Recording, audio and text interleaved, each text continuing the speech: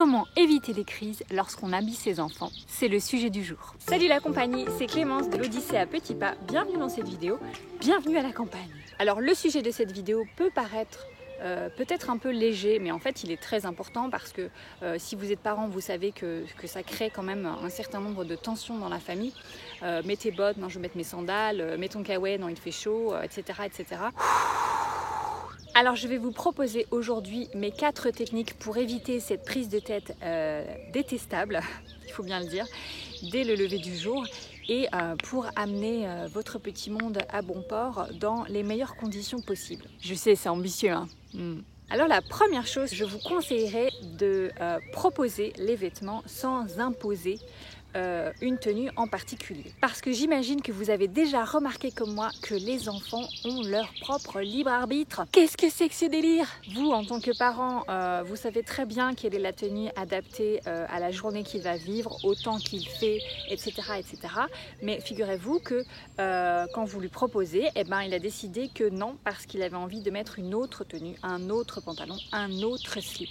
Alors oui, qu'on le veuille ou non, à partir de 18 mois, 2 ans bien sûr, 2 ans et demi évidemment, l'enfant a son opinion. Bah oui, disons qu'il le développe et il se démarque de l'adulte et il veut montrer que lui aussi il est une personne à part entière et qu'il fait ses choix, qu'il a des envies et des besoins. Alors ce qu'il faut savoir, c'est que plus l'enfant va sentir que cela a de l'importance pour nous, va sentir une forme de pression pour porter tel ou tel vêtement, plus il va vouloir du coup se démarquer de cette position-là, d'où l'idée de proposer les vêtements sans les imposer pour qu'il ait le choix, qu'il sente qu'il a une possibilité d'exprimer ses goûts et son propre libre arbitre. Ouais, je sais, aussi jeune, c'est déjà aussi complexe. Bah oui.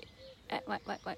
Alors pour l'aider et pour que cela reste efficace, vous n'allez pas lui proposer l'entièreté de sa garde-robe, évidemment parce que sinon vous en avez pour 3 jours, mais vous pouvez le proposer pour chaque partie de ses vêtements, le choix entre 2 t-shirts, le choix entre 2 pantalons, etc. Alors je vous propose maintenant de vous partager mon petit cas pratique de ce matin. Là on est dans le tout frais. J'ai proposé à Ulysse, mon fils de 3 ans, de porter une chemise et je lui ai suggéré que par ce grand ciel bleu qui arrive enfin, il serait de bon ton de passer aux manches courtes.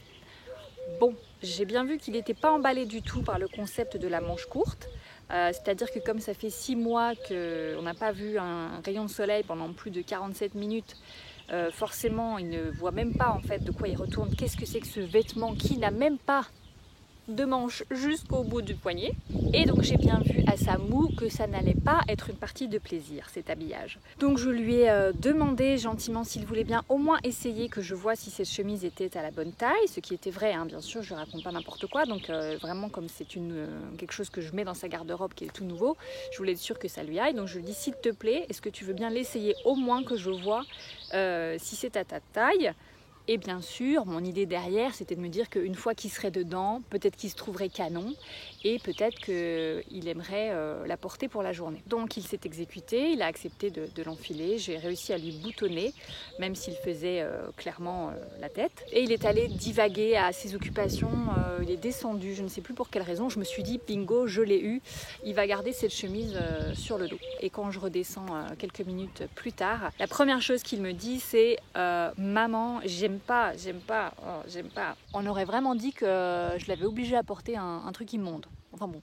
Donc là, évidemment, il y a 2 choix cette fois-ci pour moi. Hein. Soit j'insiste et je le contrains à porter quelque chose un vêtement dans lequel il n'est pas à l'aise, ou j'accepte de m'asseoir sur mon idée lumineuse et je retourne chercher un autre vêtement qui convient à ce jeune homme. Devinez ce que j'ai fait. Nous sommes partis sur un polo bleu clair uni qui vraiment lui allait mieux.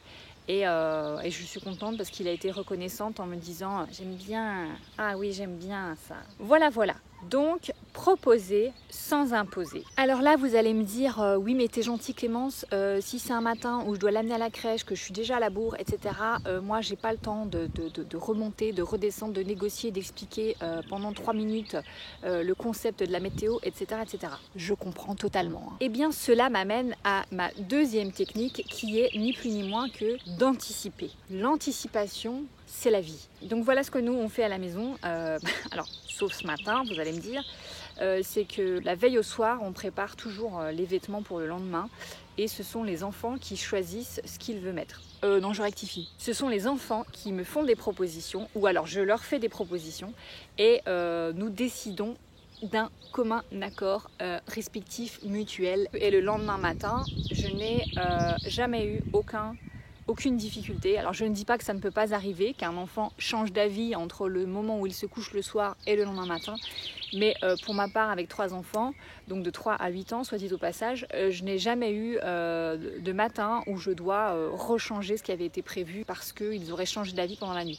La seule raison, si on modifie quelque chose, c'est parce que la météo finalement a fait un petit peu n'importe quoi par rapport à ce que nous on avait prévu en tout cas, et qu'il faut faire un petit réajustement par rapport à la météo. Donc l'anticipation, c'est une des clés du succès. La 3e chose que je voulais partager avec vous, c'est aussi de savoir accepter les erreurs de diagnostic par rapport au choix des vêtements et de se servir de l'expérience de l'erreur. Ouh, c'est quoi son truc là? C'est pas très clair. Je m'explique. La semaine dernière par exemple, on s'est rendu dans un parc de la ville pour jouer sur les structures, etc. etc. Apolline, notre grande fille de 8 ans, avait une tenue qu'elle portait depuis le matin, qui clairement n'était pas génial pour aller au parc, c'est-à-dire une robe, des claquettes, bon voilà quoi, une fois qu'on fait un peu des cabrioles sur les structures, qu'on fait de la tyrolienne ou que sais-je encore, ou du foot, pire encore, robe, sandales, c'est pas génial. Bah oui, si c'était vraiment super, Kylian Mbappé, il serait comme ça sur les terrains. Alors là, j'avais 2 possibilités, soit je lui disais clairement qu'elle devrait aller se changer parce que ça va vraiment être inadapté pour aller dans le parc, sauf que ce qui m'embête avec ça, alors je dis pas que je le fais pas, hein. Ouh là là, parfois je le fais, mais parfois c'est bien de développer l'autonomie et donc je n'ai rien dit et je me suis dit que elle verrait. Ah, la mère indigne, dans l'espoir donc qu'elle en ait la mémoire et que la fois d'après elle puisse elle-même faire les modifications appropriées. Alors ça implique que j'étais prête soit à la laisser dans cette tenue là et se galérer tout le temps qu'on était au parc, mais vu qu'on allait à un parc qui est pas loin de la maison, je m'étais dit au pire, si vraiment elle se rend compte que la tenue ne convient pas et qu'elle vient s'en plaindre, je lui proposerai d'aller se changer et mettre des vêtements adaptés. Elle va deviner quoi? Et donc elle a tenu 10 minutes environ jusqu'à ce qu'elle se rende compte que jouer au foot en sandales c'était vraiment pas adapté. Donc on a fait l'aller-retour. Elle a eu pour 5 minutes, elle s'est changée, elle est revenue avec leggings, petit gilet technique de sport, basket, et donc c'était impeccable. Il a plu 3 minutes après notre retour et nous sommes rentrés à la maison. Véridique. Donc je pense qu'il est important aussi d'accepter que lorsque les enfants gagnent en autonomie et font des choix, d'accepter qu'ils se trompent, d'accepter peut-être nous-mêmes aussi de se tromper dans les choix qu'on propose aux enfants, dire ah bah oui je t'avais mis ça mais c'est vrai que c'était pas génial, j'aurais dû te proposer autre chose, désolé. De façon à ce que voilà, chacun apprenne et que l'enfant développe son autonomie au niveau de l'habillement. La 4e technique, c'est de proposer aux enfants, dans les cas où c'est possible, on est d'accord, une tenue bis. Donc je vais reprendre mon exemple de la journée. Aujourd'hui, ils ont mis des vêtements un peu plus habillés, mais du reste, ce sont des enfants, ils ont besoin de courir, de faire des expérimentations, de monter aux arbres, de tomber dans l'herbe parce qu'ils font un tacle pendant qu'ils jouent au foot, etc. Donc prévoir une tenue bis, ça me paraît être un bon compromis. Par exemple, là, ah oui mais moi j'ai pas envie de mettre telle tenue parce que je pourrais pas jouer comme je veux, etc. Ok, j'entends. Super remarque, s'il te plaît tu passes le repas avec telle tenue et puis après si tu veux aller jouer et faire le fou, je te prends un short qui craint rien, un t-shirt qui craint rien. Donc le coup de la tenue bis, c'est quand même génial pour l'enfant, c'est aussi génial pour le parent qui évite d'être sur le dos de son enfant à longueur de journée, à lui donner des consignes, des recommandations tout le temps. Ne t'assois pas là, attention ne tâche pas, mets ta serviette, ne monte pas là, tu vas abîmer ton vêtement, etc. etc. Je vais pas reprendre le slogan d'une marque de vêtements parce que ce n'est pas le but de la vidéo, mais à quoi ça sert de faire des vêtements si on peut rien faire dedans? Alors ce sujet de l'habillement peut peut-être paraître un peu matérialiste, matériel, très terre à terre, mais en même temps, si vous avez des enfants, vous savez que le terre à terre c'est très important aussi. Il faut y prêter de l'attention parce qu'il se joue beaucoup plus de choses qu'il n'y paraît. C'est pas juste t-shirt bleu, t-shirt rouge, sandales ou basket, ça va un peu plus loin que ça. C'est une occasion quotidienne de créer une relation de confiance avec son enfant, confiance donc de l'enfant vis-à-vis de l'adulte, mais aussi confiance de l'enfant lui-même. C'est aussi une question d'autonomie avec la possibilité donc de laisser l'enfant faire des choix et qu'il devienne de plus en plus compétent sur le sujet. Surtout si vous êtes avec votre enfant dans une relation de conflit régulièrement sur le sujet de l'habillement, je vous invite à revoir votre façon de procéder de façon à trouver un terrain gagnant-gagnant. Ça ne doit pas être un moment de crispation régulièrement. Je veux dire, ça peut arriver, comme pour tout, de se prendre la tête ou de galérer sur un point, mais ça ne doit pas être quelque chose de récurrent. J'en profite d'ailleurs pour vous dire que j'ai fait une vidéo qui pourrait vous aider si vous sentez qu'il y a beaucoup de crispation sur des sessions d'habillage le matin. Je vous invite à aller voir la vidéo qui parle du dialogue intérieur, qui s'intitule, si je ne dis pas de bêtises, comment retrouver de la patience avec ses enfants. Je vous mets le petit i là, et également en barre d'informations si jamais vous sentez la pression qui monte quand vous n'arrivez pas à lui faire mettre ce que vous avez décidé de lui faire mettre. Voilà ce que je voulais partager avec vous. J'espère que cette vidéo aura pu vous plaire et vous aider. Merci de l'avoir regardée. N'hésitez pas à me laisser un petit pouce, un commentaire et à vous abonner si ce genre de contenu peut vous satisfaire. Je vous embrasse, passez une très belle journée.